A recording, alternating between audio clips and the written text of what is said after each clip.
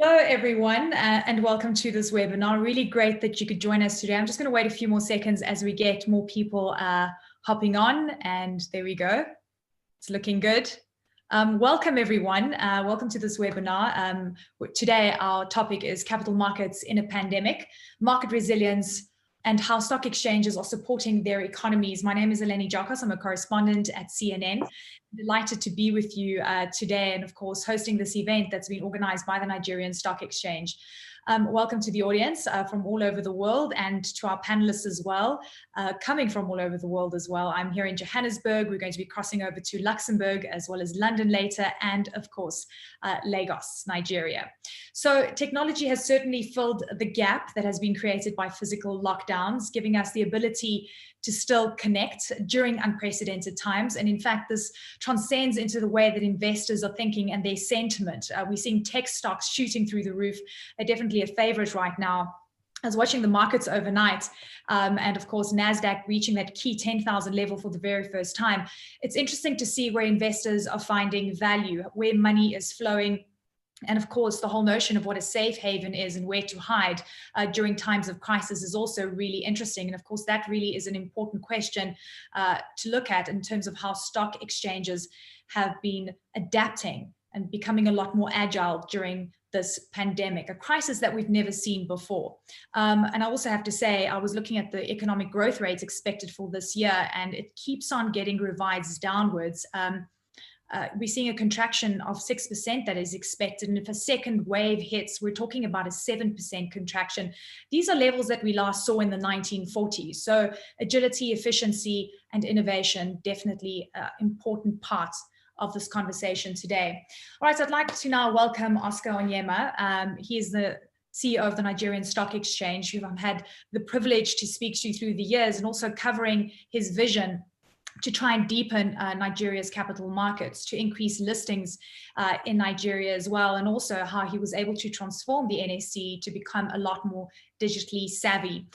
Before joining the NSE in 2011, he served as Senior Vice President and Chief Administrative Officer at the American Stock Exchange. He also ran the New York Stock Exchange Amex equity business. And in 2015, he was named one of the most powerful men in Africa by Forbes magazine. And he also received the National Honor of Officer of the Order of the Niger. So Oscar, over to you, sir. Thank you very much, Eleni. Good afternoon, distinguished guests, and I welcome you to this Capital Markets in a Pandemic webinar. The COVID-19 pandemic has created unprecedented disruption in the global economy with varying degrees of volatility. Regardless, financial markets, particularly capital markets around the world, have shown resilience in supporting their economies, in maintaining orderly flow of information and sustaining market activities. Many securities exchanges had to transition to trading remotely and working from home. Overall, the industry has been instrumental in softening the economic impacts of the pandemic by providing issuers access to raise capital and investors opportunities to trade. Now that countries are gradually opening up and economies resuming activities, it is important to sustain dialogue around business innovation and partnerships. Furthermore, as players within the capital markets business continue to work together, including regulators, governments, exchanges, issuers, traders, etc., it is important that we identify both the vulnerabilities and the unique opportunities that this pandemic has created and explore how they can be addressed. This webinar has therefore been designed to provide a platform for discussions that will lead global exchanges to bolster ecosystem resilience. This is part of our knowledge sharing activities, and we're very happy that we have eminent personalities joining us today to discuss some of these issues. Eleni, take it away, please. Fantastic. Thank you very much, Oscar. I mean, and something really important that you mentioned, that we're starting to see the opening up of economies, and the speed at which we're seeing, return back to economic activity is not perhaps reflective of the recovery that many countries are anticipating. So how do you deal and navigate those turbulent waters? You're talking about capital markets having shown resilience, and they certainly have, transitioning to those remote trading platforms. And it just shows how technology has become such a big part of our lives. The triple threat and challenge that COVID-19 has presented, declining growth, demand destruction, and of course the issue of health, brings up a new challenge to sustain capital flows during heightened risks and heightened uncertainty. Companies around the world have absolutely changed their forecasts. We're seeing trading updates coming to the fore. And of course, importantly, the stock markets and stock exchanges have been able to disseminate that information so investors can adjust their investment strategy. The question now is, to what extent has the ability to meet contractual obligations to pay interest on bonds or debt securities been hurt? During the global financial crisis, we saw a rush to safety.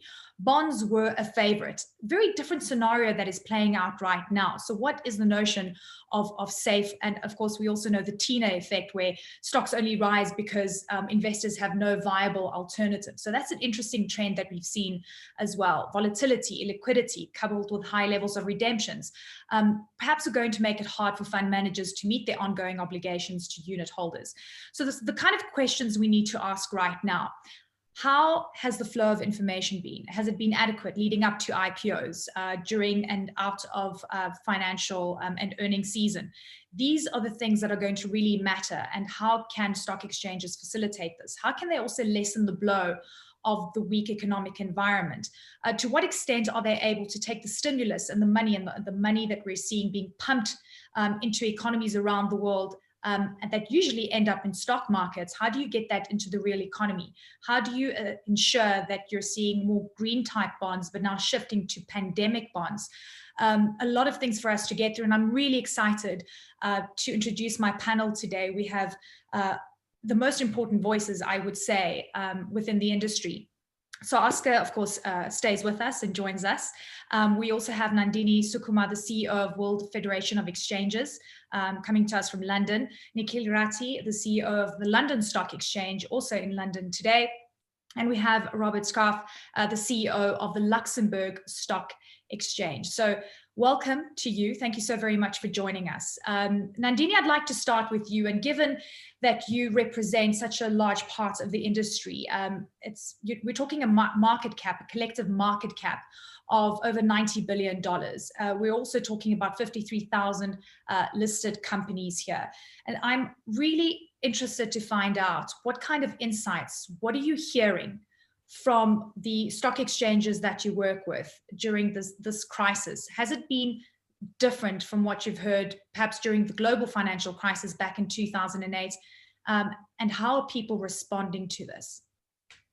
Thank you, Eleni, and what a pleasure it is to be here kind of virtually with all of you, especially supporting the Nigerian Stock Exchange, who became a member of the WFE in 2014. When the crisis started, one of the points that people are kind of fixated on is that we are in the midst perhaps of a financial crisis. And it's important to remember that one of the differences between this crisis and the last perhaps was this is a health crisis which has triggered a financial crisis. So the trajectories of both in the early days are a little different, but many of the issues remain, absolutely the same. So if you look at market capitalization, because we were talking about market capitalization, 18 billion was wiped off of market cap globally, and that was just kind of March and April. But one of the most interesting things that we saw was that the number of IPOs in the first quarter of 2020 rose compared to the first quarter of 2019. There was a geographic spread. Obviously, they were mostly in Asia Pacific. They were almost all in Asia Pacific, but companies are still using the market through the period. I think a universal theme has been everyone kind of being very focused on resilience. As exchanges don't determine volatility. They exist, to provide robust, safe market structures. So if you're an investor and there's a very volatile day, you can feel confident going to your exchange that on that market, you will have, a robust, resilient, day of work.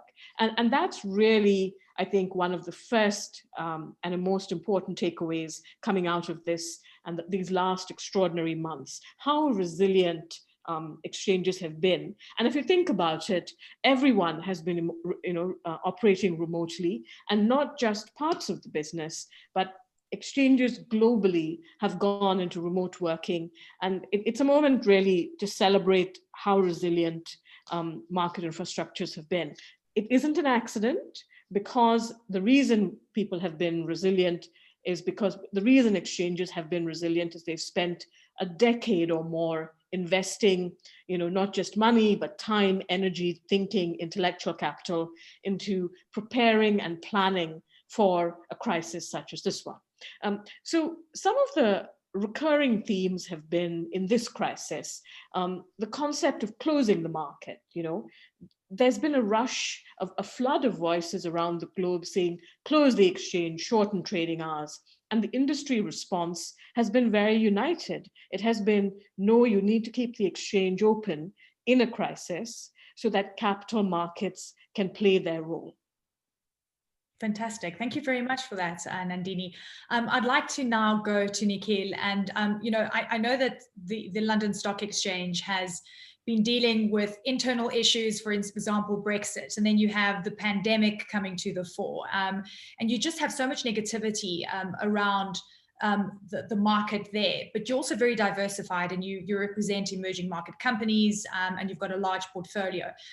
And looking at the performance lately, it seems that what we're seeing in the United States with, for instance, the NASDAQ that's very geared to tech stocks has seemed to be outperforming, or even has been a bit of a hedge against this environment. But in London, the FTSE in particular has come under pressure because you're seeing a lot of oil stocks, you've got banking stocks, you've got the airlines as well.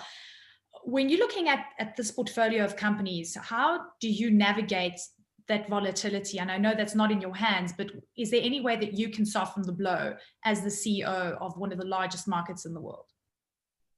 Well, Eleni, thank you for hosting this panel. It's great to be here with my good friend Oscar, and also with Robert and Nandini. It's a great topic. And let me start by echoing what Nandini said, which is we have been super focused on resilience. We've been super focused on keeping the markets open, making sure investors of all sizes, including retail investors, can access their savings during this period, and also so that companies can raise money, particularly equity capital, during this period of stress. In March, we saw world record volumes. We saw, in the space of maybe 2 weeks, 3 once-in-a-generation corrections, and the market has resumed and recovered considerably since then, but the market stayed open throughout that period so that investors could trade in and out.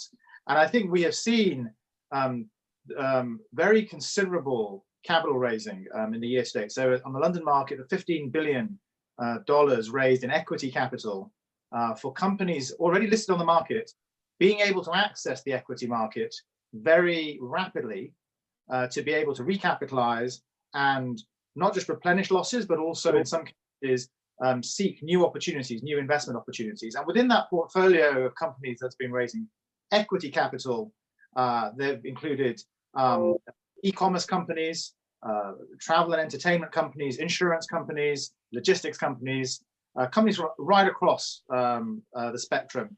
And what you're seeing potentially here, as we're working our way through this crisis, is historically there's been a big focus on debt in recent years, and that's been driven by low interest rates, which obviously continue. But there's also a strong appetite, I think, from companies to reduce their leverage and make sure they have a strong permanent equity base, which enables them to invest for the long term.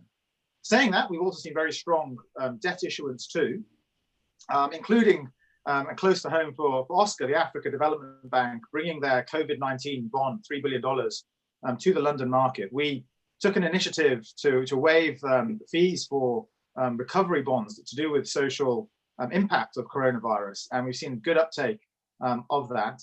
And I think we'll see more of that, particularly from multilateral institutions in the coming months. Robert, over to you, sir. And I know that the Luxembourg Stock Exchange has been a big advocate of green bonds and sustainability bonds. And I wonder if you've seen a pivot.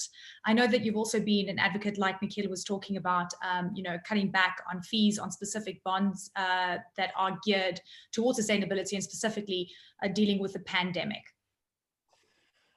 Thank you, first of all, to Oscar for having organized, in fact, this webinar, and thank you for having us here. In fact, it's exciting to exchange the views on this very interesting part of the market. I must say, we are walking into uncharted territory. In fact, when I'm looking back 3 months ago, in fact, I could never imagine that within 24 hours, you could move an exchange entirely in a remote way. No business continuity plan had foreseen that in the past. And we were up and running, in fact, within 2 days, like before. And our clients never imagined that something happened in the first place. So in Luxembourg, in fact, and you might know, and it might be interesting for the audience to understand, we are an exchange a little bit different to others in the sense that we are much focused on debt instrument above all. And I must say, in fact, during this last 3 months, we have seen record levels of issuance of debt in the market overall. And we see, in fact, governments pumping up huge amounts of money or making at the disposal of the economy huge amounts of money in order to support the real economy. And the question will be, in fact, how to fund all of this. And the answer is very much through capital markets, and the exchanges will be there to help out on that. Now, what we have seen more precisely during the last couple of months, and you refer to the green bond market, which was basically the key market for sustainability before the pandemic. It quickly moved into social bonds, and Nikhil also referred to the COVID-19 designated bonds. We have seen enormous amounts of money, in fact, already raised in that part. We have listed over the last 2 months more than $20 billion of COVID-19 related bonds. It's, in my opinion, it's just the beginning. And it's also a sign, in fact, that the market appetite is shifting. Investors are asking for these type of instruments. That's fascinating. Oscar, the Lagos Stock Exchange, Nigerian Stock Exchange in Lagos, has seen, we've seen such a huge evolution through the years. And you've been very much at the center of that and looking at the digital platform. I'm curious to find out how that has put you in good stead as this pandemic hits, and how easy was it for you and your team to be able to work remotely? Thank you, Eleni. I must start by painting a picture of the context in which we operated in the last 2 to 3 months. It just wasn't only the COVID-19 health crisis. We also had crude oil price shocks. Yeah. And if you know about Nigeria, Nigeria is very highly reliant on crude oil prices and output as a major contributor to FX earnings, over 80%.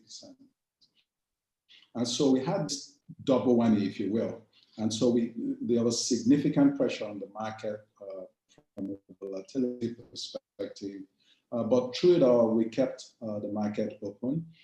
We immediately activated business continuity plans. And luckily for us, like Nikhil and Robert already said, and indeed Nandini as well, the evolution of technology and digitalization in capital markets globally started way before COVID-19. And we were able to quickly flip the switch and go completely remote, continuing to support our dealing member firms to interact with us in an electronic fashion through the various digital channels that we have, supporting the corporates that are listed on the exchange to continue to interact with us in a very electronic way, to put out market moving information. and engaging with policymakers and the regulators to provide various palliatives and accommodations for market players to continue to drive liquidity in the market. And what we've seen as a result is significant activities in the market, on the secondary market side of things, in equities, for example. We continue to see significant trading activity. The all-share index took a major beating, and in the space of 1 or 2 months has almost fully recovered.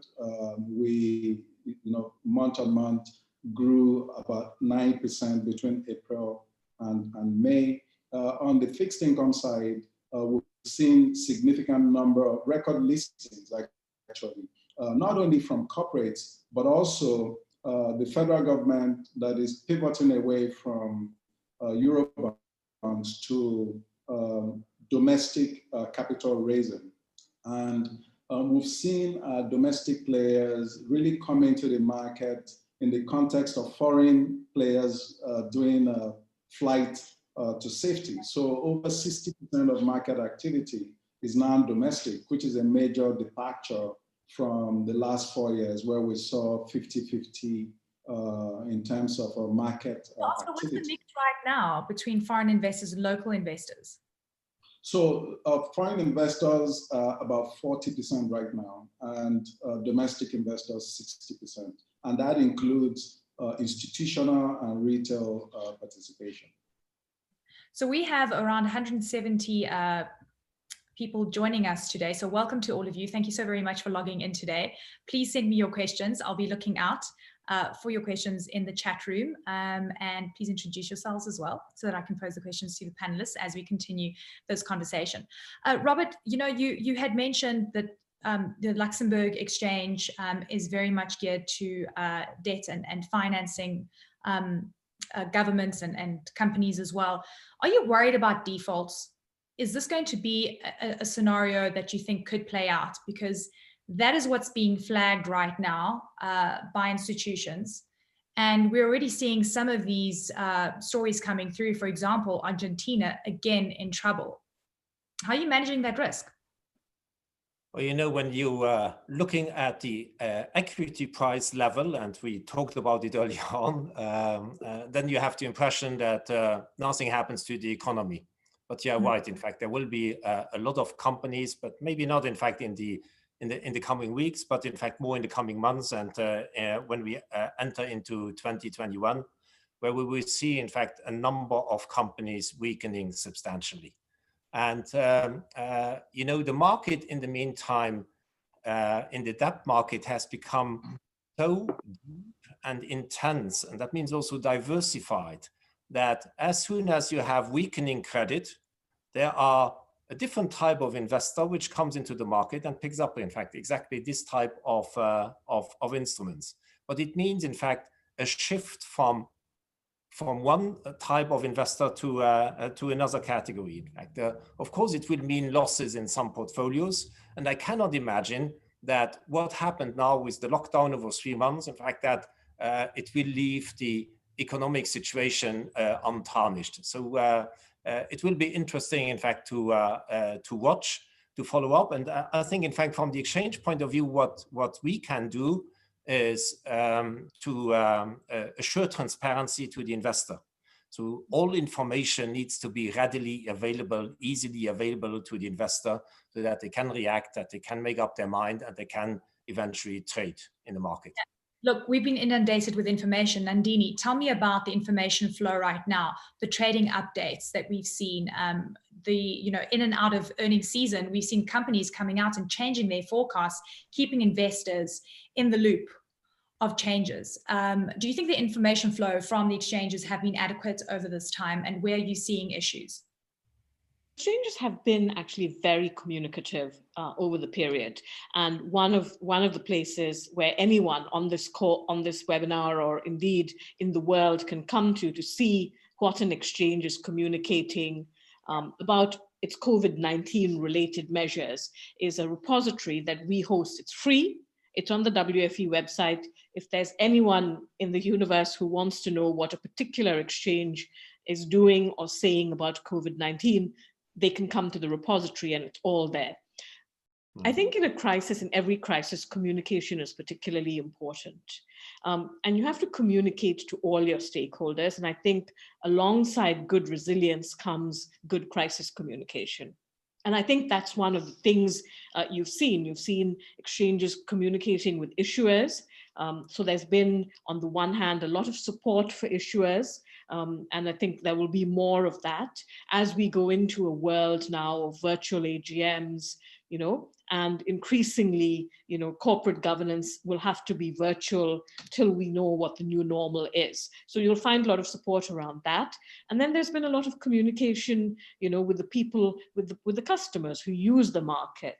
And then, of course, there is the near real-time communication with the regulators, because what every exchange on this panel, but also every exchange in the world shares is the fact that they are regulated markets. I'd like to, Nandini, also ask the question on the default issue, whether we're going to see corporate defaults. What's interesting is because the stimulus that we're seeing thrown at the problem, it's actually reaching companies, and perhaps companies that would have buckled under the COVID-19 economic collapse and that pressure. They somehow, the prognosis is that perhaps some of the weaker companies will be able to survive this. How are you viewing this, sovereign defaults versus corporate defaults, and how that's going to impact sentiment? I think it's very difficult. It's a very difficult time. And this is a crisis, it's a very difficult time for companies. I mean, obviously it's a difficult time for individuals and all of us. But if you're a company right now that produces, something, and you're not able, if you are not in a place where, if you're an event organizer right now, people aren't going to events. So you can go virtual, right? But there are very fundamental structural headwinds for a lot of companies, on the market. And if you're an exchange, what every exchange is doing right now is seeing, on the one hand, how they can support the issuers on the market, while at the same time ensuring that there is that appropriate level of disclosure that leads to good corporate governance. Oscar, I want you to tackle this question as well in the Nigerian context. And you were talking about oil and gas companies obviously coming under pressure because of the collapse in the Brent crude price. Is there a concern here? I have spoken to a few oil and gas CEOs in Nigeria. They are worried. Some are going into their cash. Some say that they're waiting to be acquired. How's that scenario going to play out for you? Well, for us, what we're seeing is that, if you look at a number of these companies, they actually have been able to issue rights and other special placements. So on the primary market side of things, they're able to raise equity capital. On the fixed income side of things, we've partnered with the Securities and Exchange Commission to engage with trustees and use those trustees as a way to engage with issuers, bond issuers, so that we can start the conversations earlier on about restructuring and stuff like that, so that you remove the potential for surprises and defaults. And so that is the way we've dealt with it actually in our market. I mean, have a lot of companies approached the stock exchange? What do you think interest in, specifically for the oil and gas sector?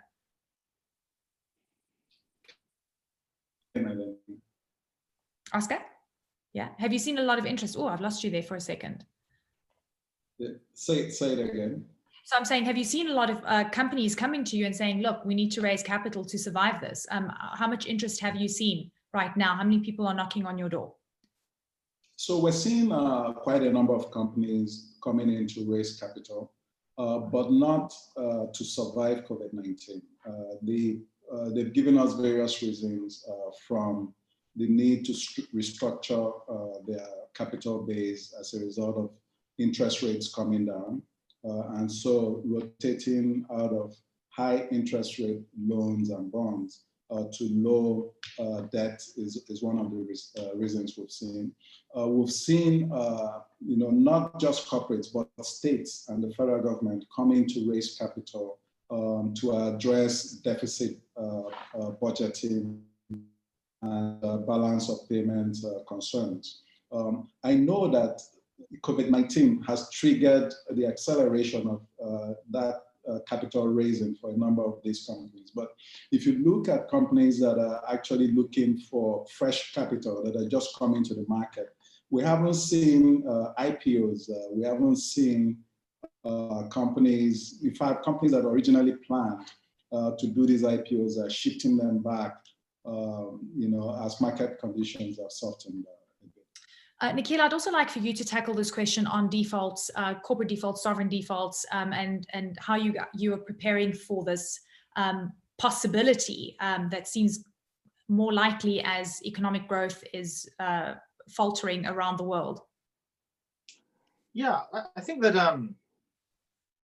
inevitably, as the crisis works its way through, there will be some corporate stress and quite possibly some sovereign stress as well. But actually, I think we're confident that market-based mechanisms are fairly well accustomed to dealing with these situations. Investors and creditors are ready. There's already been some substantial debt-to-equity restructurings, other restructuring discussions underway for some particular situations. We, as you referred to earlier, have worked to ensure that disclosures are as thorough as possible, but also being clear with the market. So, for example, the Audit Standards Body in the UK has also been clear with the market that there may be some risks which are just very, very difficult to measure right now. So trying to measure all the risks around COVID-19, by no means straightforward. And investors are just learning to get used to a world where there's a bit more qualification around numbers and around risks and around forecasts. We've also been very proactive in facilitating companies who needed to preserve cash. So we made it a lot easier for dividends to be postponed or deferred or even cancelled to enable companies to conserve cash while they were working their way through the consequences of what we've seen in the last few months. Oscar, this question I think is really relevant for all African stock exchanges. Liquidity, how has that been for you over the past few months? Have you seen a liquidity crunch? And what kind of measures could you put in place to avert any kind of pressure that you might see?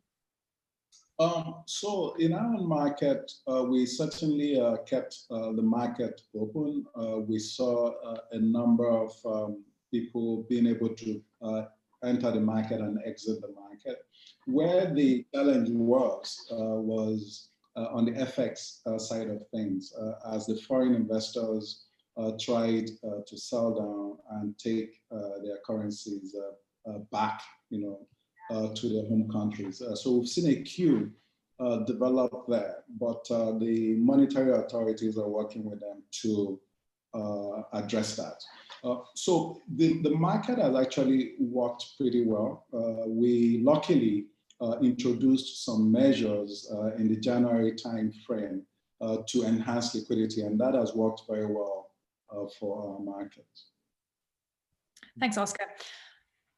Robert, post-COVID-19, are you concerned that we'll look at a lot more protectionism like we saw after the global financial crisis? How do you see that playing out? What is the new normal going to be for your specific market, and do you think it's going to extend as a global trend? When I'm looking at the debt market, we are definitely talking about international markets, in fact, and it has been working, in fact, very nicely overall through all the crises that I have seen in basically 40 years of career in financial markets. So I'm not worried at all about the markets not functioning or being maybe, in fact, a little bit, how should I say, more split up, in fact, into regional or national markets. I think the international market is simply too important for governments and for corporates globally, in fact, to address international investors. So this is going to work, in fact, nicely. What's going to change is probably the way, in fact, transactions are being set up. And we talked about it initially, in fact, about the digitalization. I think, in fact, there will be different ways of getting transactions done between investors and issuers. So digitized platforms will certainly, in fact, gain in importance. We have introduced, I think, just in time, end of last year, a fully e-listing process, which allows issuers or their agents to list fully digitized processes. And I think, in fact, the simplification of how debt instruments will be issued in the market, that's what the market will be looking for. And it opens up new opportunities for both the exchanges, which are more traditional organizations, as much, in fact, as total newcomers in the market. And that's what I find exciting. That very interesting. Nandini, if you could jump in here, and you were talking about IPOs and companies still coming to the market, wanting to raise capital. Robert was saying, there are going to be fundamental changes. How have you navigated the IPO process? What are the stock exchanges that you represent telling you with regards to that? And do you think that these changes are going to stick post-COVID? So there are a couple of things. One is that IPOs in general as a market, they are very geographically diverse. The trends are geographically diverse. And we find that typically in Asia, not just during the crisis, but kind of in the year leading up to it, in Asia, kind of companies were coming to market in greater quantities than they are perhaps in Western Europe, in Africa, and even in the Americas. So I think Nikhil and I, about a couple of months ago, we were, at the same meeting where we all talked about what we referred to as the paradox. There was a great paper by New Financial where we talked about the paradox of public markets. As public markets have become ever more efficient in the last decade, sadly, listing and IPOs have actually become less fashionable because companies can raise money so much more easily kind of in the debt markets. One of the things I would say was listening not just to my members, but just more broadly was, if you are a company, long term, if you speak to the buy side, all of them agree that long-term coming to the market-based financing is indeed the most efficient, the lowest cost way to do it.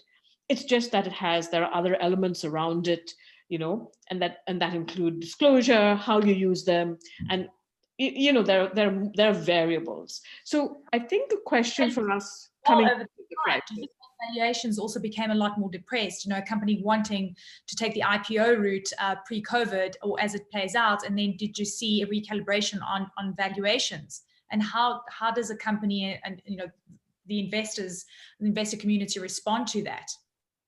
I think as an investor, you will always find people who look at the fundamentals of a company. So if there's an issuer and they're making a product that you don't think is going to be particularly valuable, in the new world order, you probably won't invest in that company anymore. But that's really for the issuer to answer. You have to look at the valuation. That's what fund management is about, right? They're supposed to be making investment decisions based on the caliber of the company. And what the exchange does for you, it provides you with an environment, a structure, where you can be confident that a company that comes to the exchange has various norms, various rule books. There's people are looking at the disclosure requirements, etc. So through the crisis in America, there was in New York, there was a particular case, and whenever I think about kind of where we're going after this, I always think about Shake Shack. And I feel more optimistic because Shake Shack, came to the market, they raised capital, they gave back the money that the government had lent them, and they said, they're not a particularly large company. They came out and they said to everyone, do what we're doing, it can be done. So apart from the fact that they are obviously the poster child, for, what we would like to see kind of playing out over the next couple of years, there does, I think, has to be an assessment of the value of markets, right? What you can do with markets-based financing, even while, you struggle with short-term, we hope, headwinds to your business. That's the question, right? Is it going to be short term? We don't really know how long this is going to last and what a post-COVID, world kind of looks like. Nikhil, I think this conversation is really fascinating in terms of IPOs, capital raising, and what has your experience been over the past few months? And have you seen an increase in questions in terms of initial valuation and as the story develops? I mean, there's no visibility really. We don't really know what things are going to look like in the next few months. What are you hearing? Well, I think that during this period, actually, markets have proved themselves, equity markets in particular, proved themselves for companies, because there was a pricing mechanism open, and that enabled companies that needed to recapitalize or raise capital opportunistically to do so pretty quickly. For each sector, there's no blanket rule around valuation. Each sector has its own story, and each company has its own story. But the key was having that pricing mechanism available, whereas perhaps some of the private equity situations that may have prevailed in the past were perhaps finding it a little bit more difficult to move as quickly. So I think that has been one significant shift. I think the other thing onto a sort of related topic is how this might change the nature of investing into the medium and long term. We have seen a number of large asset managers launch new ranges of ESG, environmental social governance ETFs, and similar impact-based funds. And I think some of that is coming from end investors who are demanding to see much more impact with the money they're applying to their investments. And actually, our first IPO this year was a green energy company with our green economy mark, and that priced very well and very successfully. Yeah, that's a really good point. And I was going to get to it later, but since you mentioned it, let's get straight into it. I also just want to welcome everyone that's joining us on YouTube. I know that we've got over 100 people watching us there. On Zoom, we're almost sitting at 200. I'm starting to get amazing questions coming through, which I will be posing to our panelists in just a short while. But since Nikhil mentioned the green bonds and social bonds as well, which we touched on earlier, but I think it's a really important topic. So let's jump straight into that. Oscar, I want to start with you, because I think when I look at the diversification of the Nigerian Stock Exchange, correct me if I'm wrong, I'm not really seeing a move towards that space, but there might be interest in getting there. What are you doing within that space to start expanding? Well, we've done quite a bit in the ESG space. We started out focusing on the G, governance, really building awareness around governance and creating indices. As you know, we also came up with our corporate governance rating system, really to get corporates focused on that. So that was the first thing we did. Then we moved into the E, environment, right? So we worked with the Ministry of Environment and our Debt Management Office to create the first sovereign green bond on the continent. And we've since seen the sovereign issue a second tranche, and they're now looking at the third tranche. And we've worked with other corporates to come up with corporate green bonds as well, including Access Bank that has listed both on the Luxembourg Luxembourg Exchange and the Nigerian Exchange. So we're seeing a number of issuers coming in to participate. If you look at the balance between supply and demand, there are quite a number of investors that are looking to invest in sustainability compliant type projects, but we're not seeing so there's actually demand, Oscar, for these types of bonds and investments. So we've seen domestic funding. If you look at the federal government green bond, for example, it was oversubscribed by more than 200%, right? So we are also looking to attract the niche international money as well.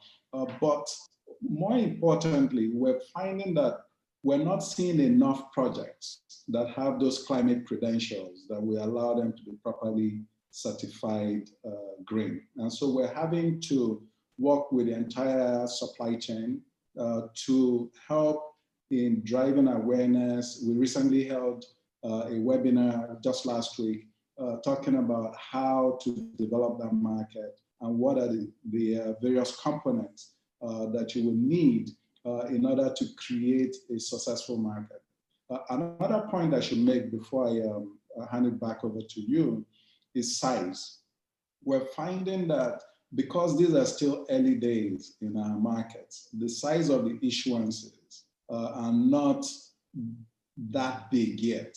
So the most recent one was about 15 to 16 billion naira. Most international funds that are looking to invest in these types of projects are looking to invest $50 million and above. So we have to scale as time goes on to really attract the supply of funds, which we know is there. Robert, we've mentioned this before, that Luxembourg has been really focused within this space. And correct me if I'm wrong, you hold 50% of the world's green bonds.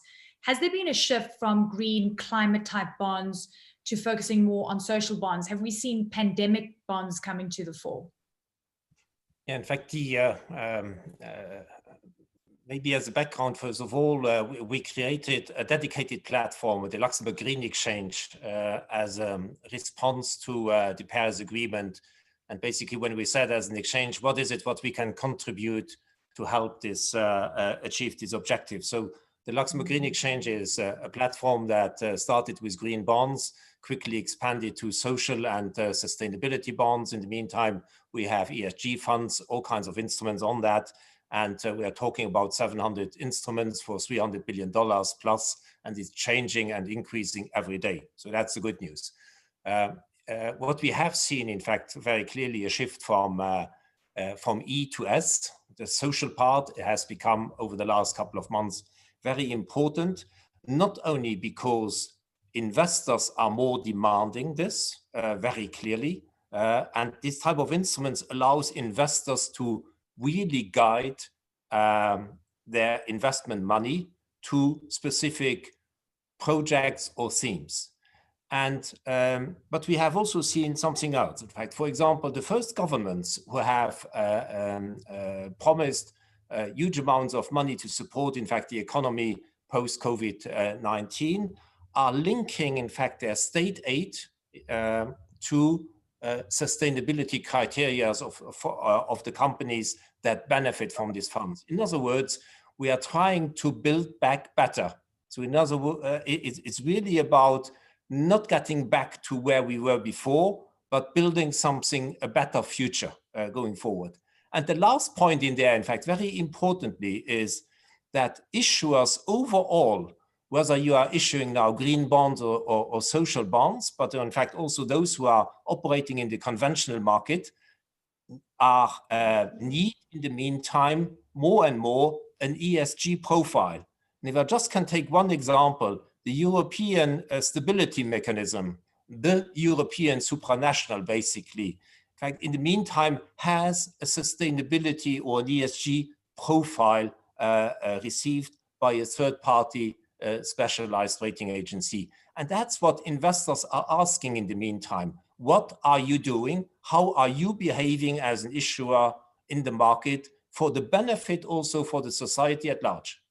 Were these questions being asked to this extent pre-COVID? I know there was an increase, and I know we've seen an increase in these types of bonds as we head to Agenda 2030. I get that. But has there been a fundamental shift and increase? And in fact, we have seen a dynamic in the market over the last couple of months now, in the last 3 months, basically, which in our opinion, in fact, is not just a reaction to COVID-19, but it might be, in fact, really the trigger the market needed to move from ESG, from a niche part of the debt market, to become really mainstream. And I think, in fact, many market operators, governments, but also companies and their boards will need to ask the question of, do we just get back to normal and say, in fact, this was a bad time? Or do we need to shift, in fact, our business models? Do we become more sensitive about these issues? And do we need to become more responsible at the end of the day? Yeah, I mean, unfortunately, we needed that trigger. Nikhil, what kind of returns are we seeing within this space? And, I mentioned Tina earlier, which is like there's nowhere really to hide and there's no other alternative. And sometimes we see stocks rising because there's stimulus and it's got to go somewhere, right? Tell me about that dynamic, specifically within the kind of social bond space, and how important that is, especially for our audience right now that might be interested, because I'm seeing quite a few questions coming through on green bonds and social bonds. Sure. Well, look, this is also an area where we've, at the London Stock Exchange Group, invested hugely. We were the first exchange to launch a dedicated green bond segment. We've been pleased to see, to Robert's point of building back better, small kind of sovereigns like Fiji using our market to help build better flood resilience. We've seen the first sovereign bond from Latin America as well in terms of Chile and others. But I think we always have thought about this in a much more strategic way. So it's not just about bonds, it's about the entire capital spectrum. So equities, bonds, funds, and underpinning all of that, what you need is strong data. And that is an area where investors are continually refining their needs and their analytics. And with that, as that data progresses, we launched a green economy mark last year to identify those companies on our market that generate more than 50% of their revenues from green sources. As that data becomes better and more sophisticated, I think you are starting to see some investor premium for those companies, particularly as assets are increasingly being allocated towards ESG purposes, and investors themselves are being judged on their stewardship and the way they're engaging with these issues. Nandini, I always feel like you're the person that can give us that wide view about these trends. What is happening from a global perspective? I think globally, ESG and ESG securities have seen kind of a very steady increase in enthusiasm from investors, and more exchanges than ever before are offering, green products, if you like, across, fixed income, equities, and in all kinds. So Robert, for example, and the Luxembourg Stock Exchange are sort of synonymous with the green bond market, for example. Nikhil, Rati, and the LSE, created this very innovative, green mark, almost a definition. And Oscar is leading the way in West Africa. So what you've seen year on year, and you team me up nicely for our ESG survey, the results of which come out next week. Every year we do an annual survey of our members to see, what exchanges have been doing around ESG. And every year there is growth in terms of, products, efforts, etc. So there isn't a single member that isn't doing something ESG related. I think it is absolutely an area where over the next 10 years, you're going to see it play out. I completely echo Robert's words. What you are seeing is when we rebuild, people are trying to rebuild better. And it's important, I think it's important as well to see the S part of the ESG, it's very welcoming. And one of the things when we had a board meeting early on in the crisis, maybe a month on, and Robert joined us. And one of the things that a lot of our board members who are from perhaps emerging markets were talking about, social issues. They said, as exchanges, we sit here, we are the capital market, we are the link with the real economy. And as a generation and as an industry, we must make a response. We want to make a response that is greater than just a financial one. And what you have seen, therefore, is you have seen, multiple members around the world doing things that sit adjacent to their kind of capital market and ESG efforts in terms of actual, CSR. So you're seeing, exchanges, working with issuers that are, that have very innovative products that are appropriate for this time and for this crisis. So I think over the next decade, exchanges are already at the forefront of this issue. You're only going to see increased interest. we're seeing increased investment from impact investors, but more globally as well, more generally as well. Everyone's beginning to invest. Fantastic. Thank you very much. Okay, that was really enlightening. I'm going to go to questions. And again, we've got fantastic audience members on our Zoom platform and YouTube. So thanks once again for joining in and send us your questions. Oscar, this one's for you. Actually, you've got a lot of questions, so get yourself ready. Olasheni Ogunlede says, joining in from the UK, I'm wondering what the role of the CCP clearing counterparty is currently in Nigeria, and if there is, how is the Nigerian Stock Exchange leveraging on the existing platform of the CCPs in the LSE and Lux Exchange? Okay, there is no CCP in Nigeria yet. The Nigerian Stock Exchange is working with industry partners to create one. So we actually created a company called NG Clearing that is going through the approval process with the Securities and Exchange Commission so that we can have central counterparty clearing for derivatives and then see how we extend that more into the infrastructure, the financial market infrastructure that we have in Nigeria. With regards to engagements with the LSE and the Luxembourg Exchange, we do have MOUs with both exchanges, interestingly, and we are doing quite a bit with the LSE with regards to CCP, but we'll be telling you more as we develop that effort. Okay, and then another question for you. I'm going to put two together. One gentleman is asking about how to ensure that you've got strong liquidity in the Nigerian market. And then the other question talks about thoughts on the market after the first half earnings. And I guess this is a problem globally. I mean, once we start seeing earnings coming through, you're going to get a real sense of the impact of businesses, with demand destruction being a reality.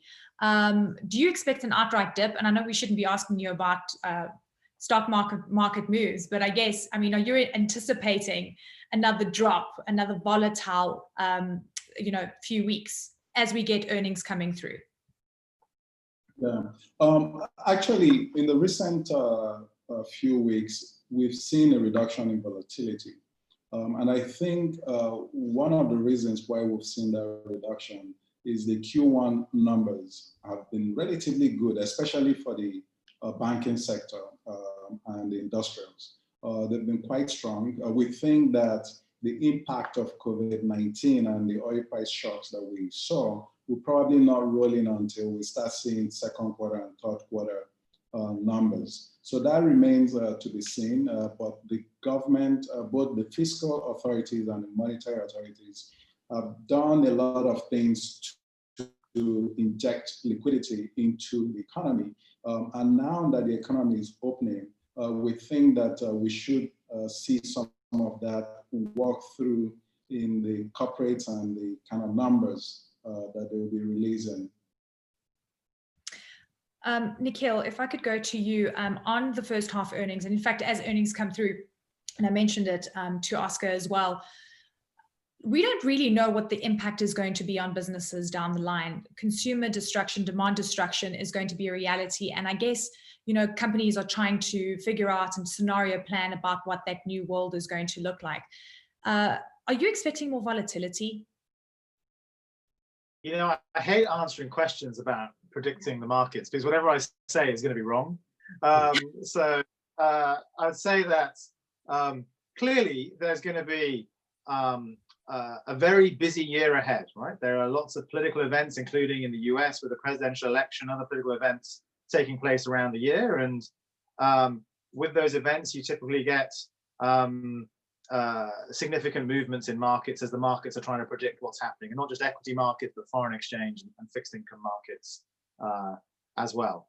I think as the earnings season gets underway, we'll have greater visibility on what the impact has been, and also companies starting to shape the scenarios that they're working to.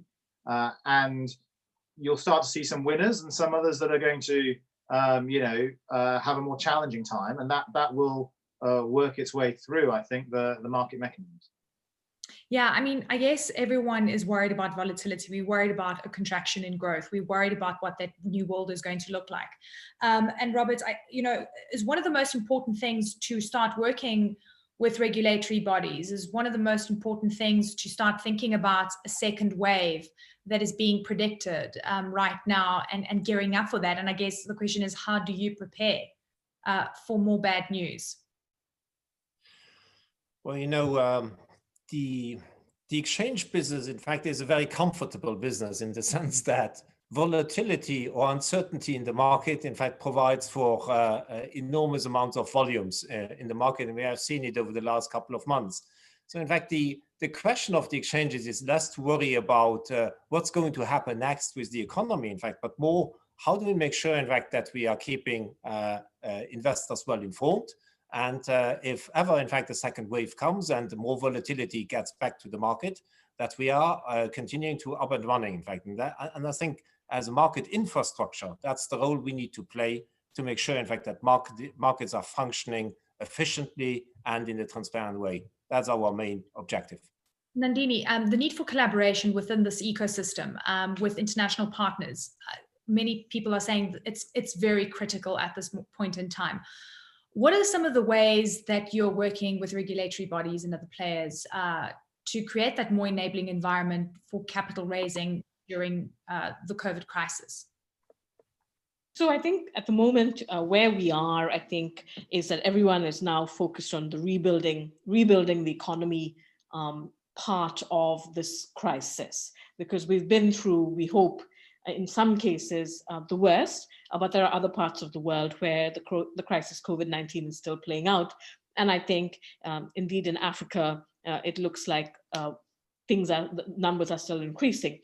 Yeah. In terms of what regulators have been focused on and some of the conversations we've been having on behalf of the industry, there are a couple of things.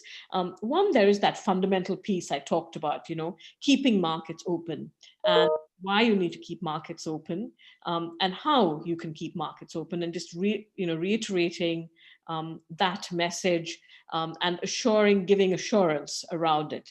The second, and also very critical part, is the concept that Mikhail and Oscar and Robert will talk to you about as well, which is a concept of fair and orderly markets. And Robert touched on it a little bit just now. He said when there is volatility, when there is panic, when there is an economic recession or depression, the role of the exchanges is to ensure that they are operating a market that is fair, transparent, and orderly. That's what, if you are an investor, you're coming to the exchange for, and that's the experience you're expecting. That is the role of the exchange in times of stress of economic and financial markets. You have also within that other conversations. You are talking about short selling. Is it right to ban? The industry believes very profoundly, no. Bans on short selling are not in the interest of the market. More broadly, what can you do with volatility? Well, volatility is a factor of people's sentiment.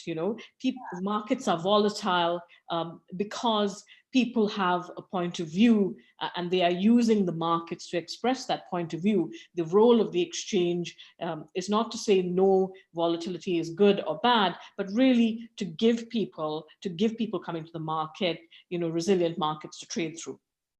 Oscar, you and I know this. Whenever there's something happening globally and there's a global crisis, it seems emerging markets, and specifically African markets, come under a lot of pressure. We're just viewed as a lot more risky, even though we offer fantastic returns. Do you think the exit of foreign investors from the Nigerian Stock Exchange over the last few months was unfounded? And generally, are you worried about the way emerging market stocks are going to be faring? We're seeing a lot of stimulus coming through.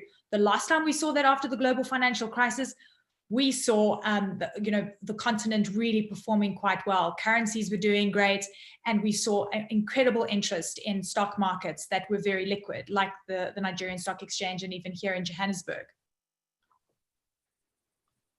Yeah, it's become a circle. When you have shorts, the foreign investors sell and move the monies back to their home countries. And once that shock, you cycle out of it, you see them rushing back into the market. I think it's really an opportunity for domestic investors to step up. And we've seen that in our markets in the last 2 months, where the market has had phenomenal runs back up as domestic investors have come in to take securities that are relatively priced cheap as they're selling below book value.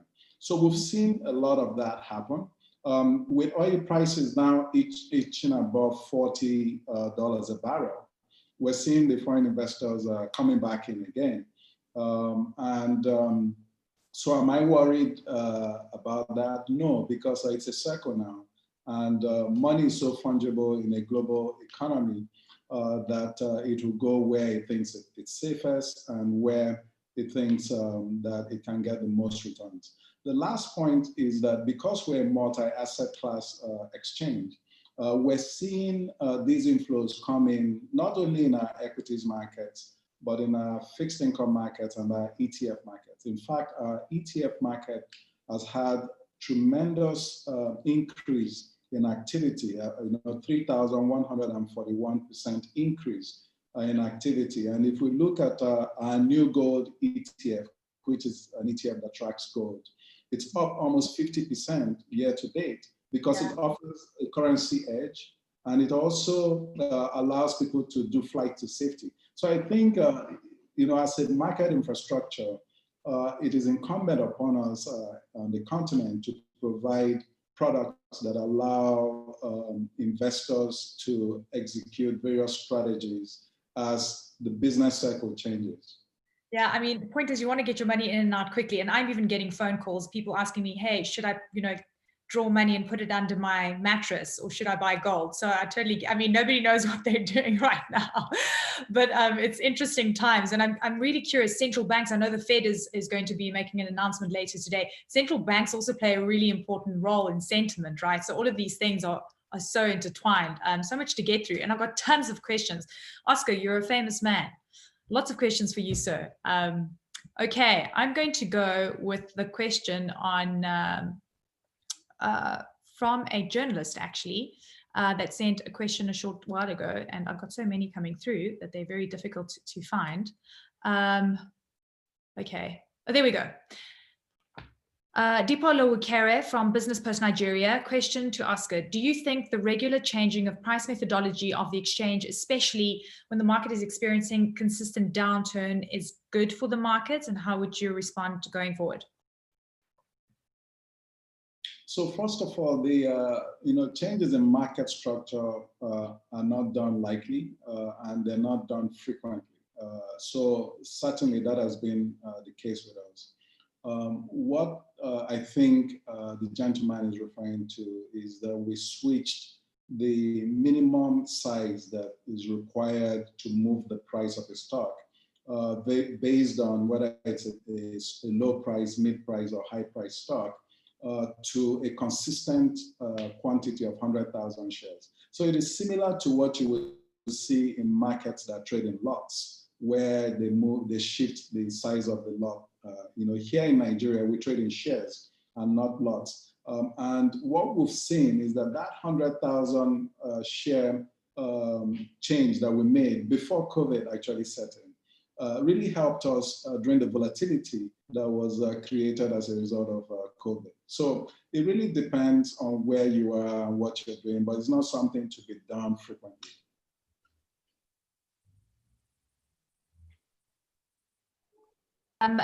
Do you foresee a situation where the stock market experiences the same or even worse fall in prices as seen during the global financial crisis? And I think, there are so many predictions out there. It's really hard to tell. And I know you're not in the business of predicting, but Nandini, your thoughts?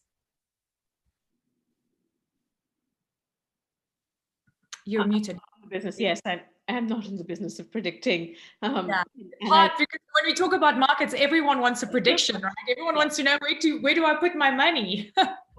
And I think it's not, unfortunately, much as I would love to gaze into my crystal ball, not just for the panel, not just for the question, the person who asked the question, but for you, for me, and for all of us on this panel, I think it's probably wise, given that nobody knows what the crystal ball holds, that we don't make a prediction, but really rather focus on what we do know. And what we do know is that we are going to continue to see uncertainty and volatility in the market. And people should be, thinking in a very thoughtful way, about safe, robust, fair, transparent markets where they should be and where they should be putting their money. That will be, the best thing people can do with their money. Go to the market, go to your exchange, put that money on your exchange. You might even want to become an investor in an exchange. Yeah. I'm disappointed you don't have a crystal ball, but that's okay. Next time. Nikhil, I'm not going to ask you to do any predictions for me. I've got a good question for you from Charles Onwuagotu. Sorry if I pronounced that incorrectly. The question is, I'm concerned that the post-COVID-19 world, there's going to be a scramble for funds to revamp many corporations. What will be the impact of these developments on local markets and local economies, bearing in mind the fact that most developmental funds come from outside of Africa, and these nations may come up with policies to retain these monies or redirect them back home? Okay, so this, I don't know if you can answer this because I think it pertains to Africa, but any thoughts on this that you could add? Well, look, thanks to Charles for a great question. I think one of the things that's encouraging about the way the markets have responded in the last few months is that they have remained global. Cross-border capital flows have been sustained, and actually regulatory cooperation in the financial market sphere has been reasonably smooth. In the health sphere and other spheres, there have been challenges. So I would hope that that would be sustained, and therefore in Africa there are some extraordinary opportunities, not just in the coming year, but over the coming decades. Last year in London, we saw 2 significant IPOs from Africa. We have over 100 African companies listed in our equity market. We've created a special index of African companies because we have so many listed on our market, so that investors can access these opportunities. And investors, if they are educated about those opportunities, I'm sure will find ways of investing. And we've worked with Oscar at the Nigerian Stock Exchange on a number of situations to help ensure that both local investors can participate, but also through our dual listing agreement, that international investors can access the best opportunities out of Nigeria too. Africa is one of the fastest growing continents in the world. It has got a very young population, and that, I think, gives it some big structural advantages in the decades ahead. Oscar, do you want to comment on this question as well? Oh, I'm going to unmute you there. Can't hear you. Hold on. Okay, please unmute yourself. There we go. Yeah, thank you. Sorry about that.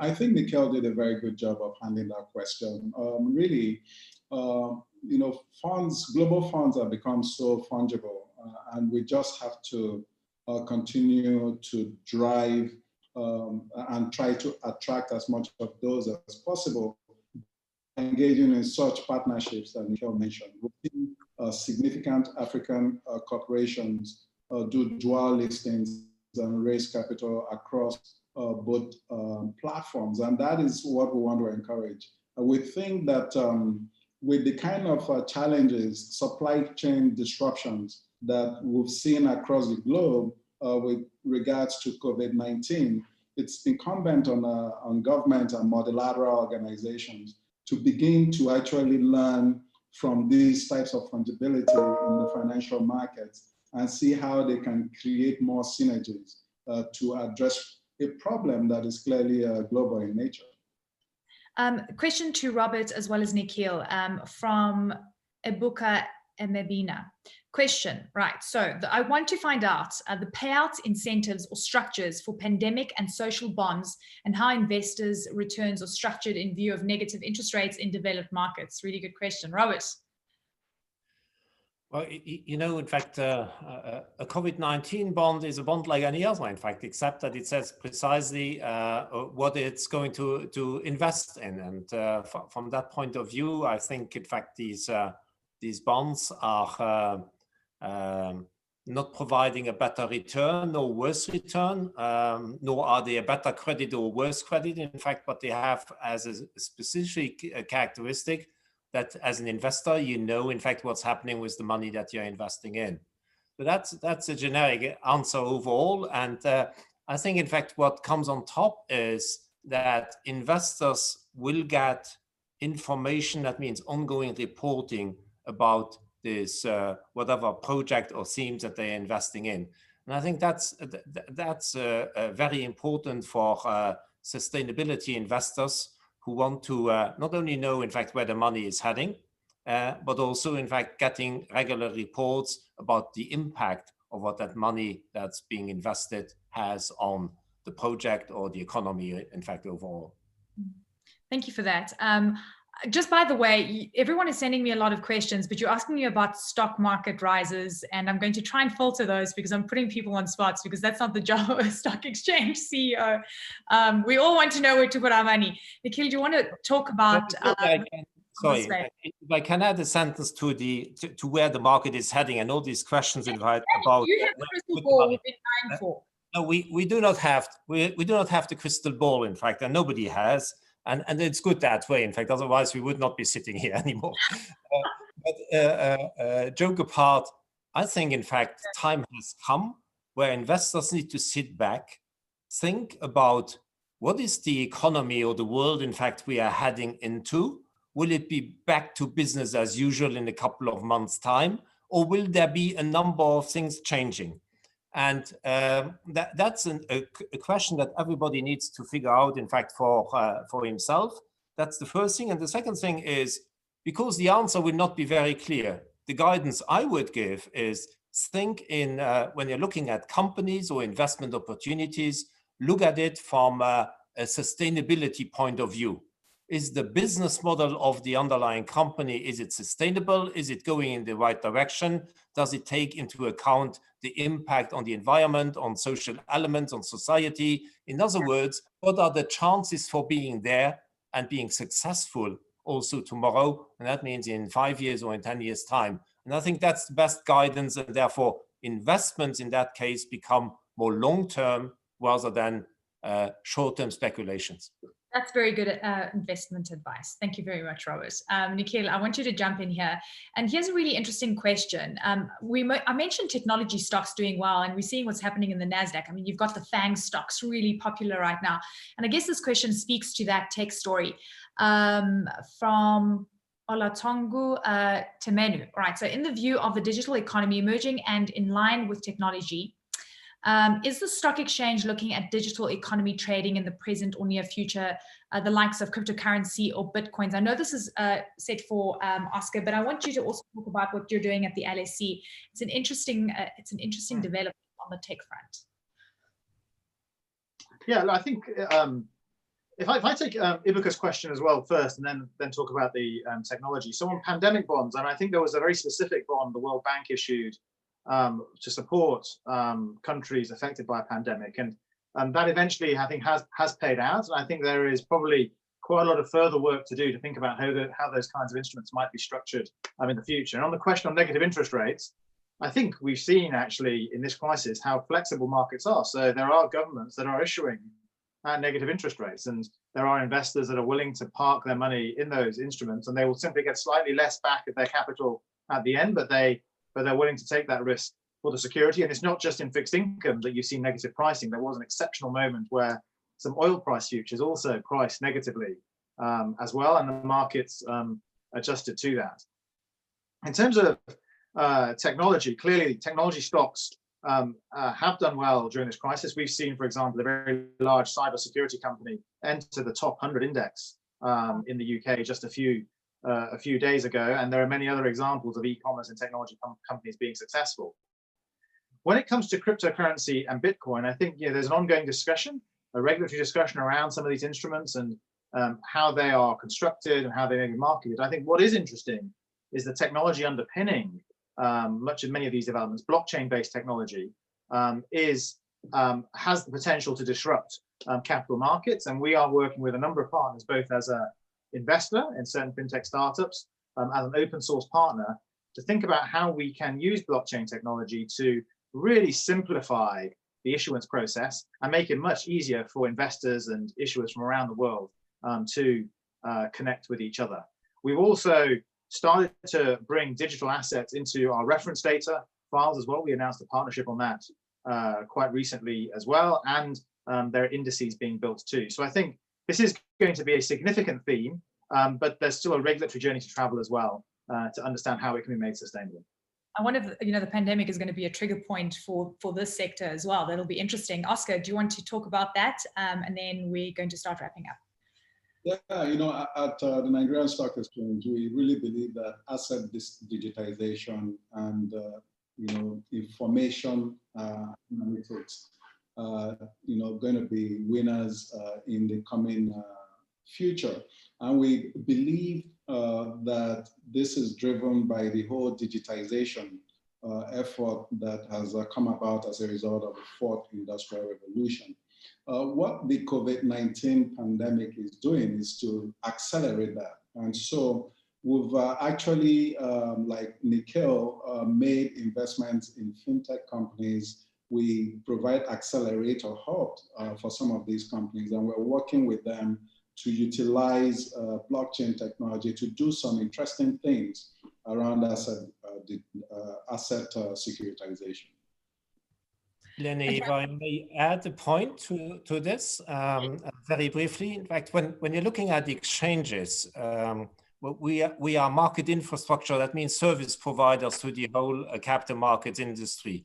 And whatever new development comes up, I think, in fact, it's an obligation for the exchanges of having a look at it. And it's up to the regulators, it's up to investors at the end of the day of deciding of whether certain new things, in fact, fly or don't fly. And to echo, in fact, what Nikki was saying, I'll give you just an example. Just before the lockdown, we launched here in Luxembourg a new company which is called Funds DLT, which is all about a fund distribution platform entirely based on blockchain. We do this with a couple of big asset management partners, and it has the potential really of substantially improving the way that fund distribution can take place. And that means to the benefit to all market actors and at the investor at the end of the day. So there are plenty of initiatives in the market. It's up to the market to decide of whether this is what they want to use or not. In fact, and exchanges are very open on that side.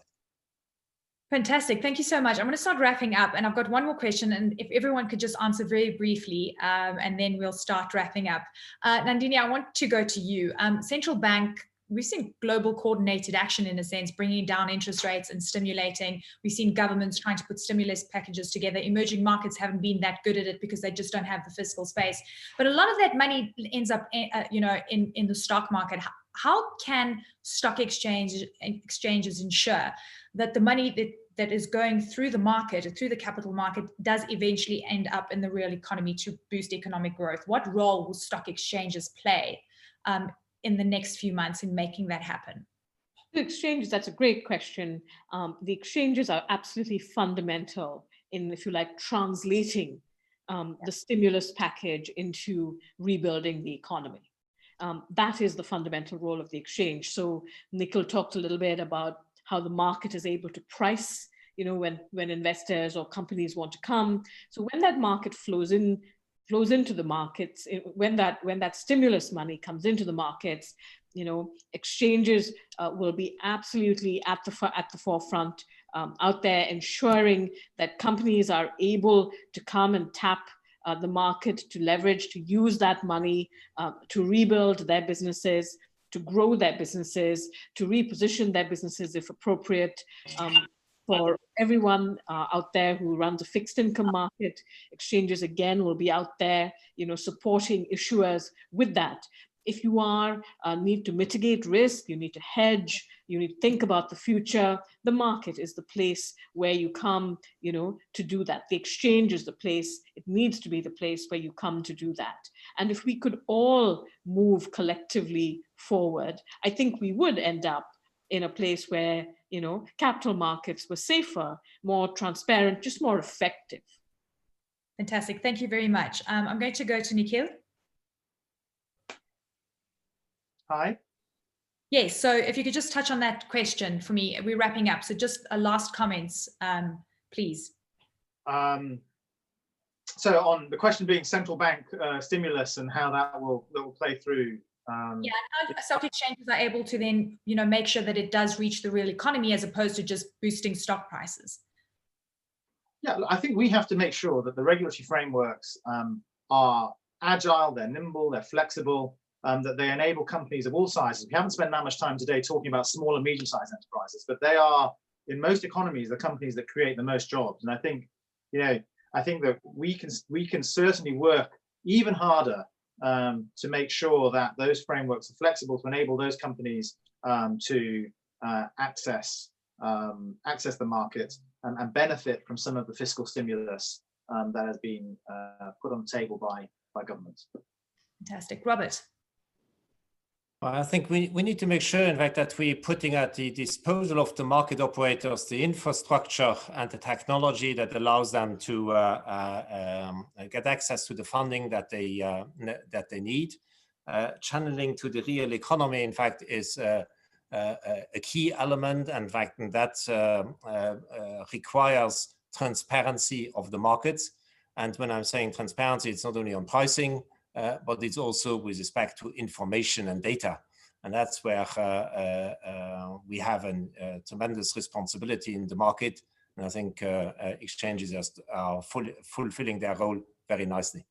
Oscar, I'm going to give you the last word. So tell me, I know that, Nigeria and South Africa, for all African countries, haven't received the same amount of stimulus, but what is your prognosis? Well, I think that in addition to everything my fellow panelists have said, I would focus on two things, governance and advocacy. So governance, the companies that make it to the market have demonstrated that they have some level of governance before even coming on. So when these monies get to them, you would expect that these are well-run companies that would actually use the money for the purpose that it's meant for. And then from our advocacy perspective, just continuing to work with policymakers on ease of doing business to make it easier for these companies and the investments they're making to trickle through the economy and get to the right, the target that it's meant for. Fantastic. Thank you very much to my panelists. What a pleasure to have you on today and to share all your insights. I must admit, I didn't even get through half of the questions and half of what I wanted to ask, but thank you so much for sharing this. And I think we all agree we should do this again very soon. I would like to now hand over to the President of the National Council of the NSC, Abimbola Ogunbanjo, and he will be wrapping things up for us. Sir, over to you. Thank you very much, Eleni. Can you hear me well? Yes, perfectly. Excellent, excellent, excellent. Thank you, Eleni. I must say that was truly an insightful and fascinating conversation, and so expertly moderated. Well done, very well done. Good afternoon, eminent panelists, distinguished ladies and gentlemen. It's my pleasure to be here today to wrap up this impressive event after what has certainly been an enlightening conversation. I must warmly thank our panelists, Ms. Nandini Sukumar, the Chief Executive Officer of the World Federation of Exchanges, Mr. Robert Shafe, the CEO of the Luxembourg Stock Exchange, Mr. Nikhil Rathi, the CEO of the London Stock Exchange, and of course the convener of this event, our own very Oscar Onyema of the Nigerian Stock Exchange, for doing such a stellar job this afternoon. The Nigerian Stock Exchange designed this webinar to provide a platform for discussions that would lead global exchanges and central counterparties to bolster its ecosystem resilience.